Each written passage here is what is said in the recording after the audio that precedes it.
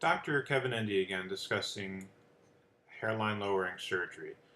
One of the common questions that I get about hairline lowering surgery is how high is a high hairline?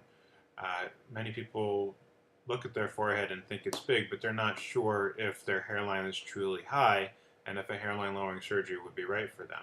Well, about 20% of patients, about 20% of women in general do have a high hairline based on facial thirds, whether that's by a centimeter, half a centimeter, or however much the measurement is.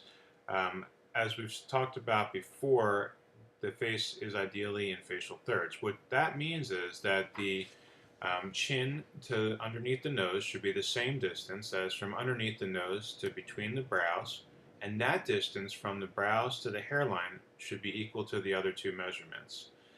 Typically, on average, most patients are around 6.5 centimeters, sometimes up to 7 centimeters for each of those measurements, creating a total distance from um, the chin to the hairline, if this was a normal patient, of 6.5 times 3, which would be 19.5 centimeters from the chin to the hairline. Most patients are equal from the chin to the nose and from the nose to the brows. It's when you get from the nose, when you get from the brows to the hairline that measurement is typically different if the patient has a high hairline.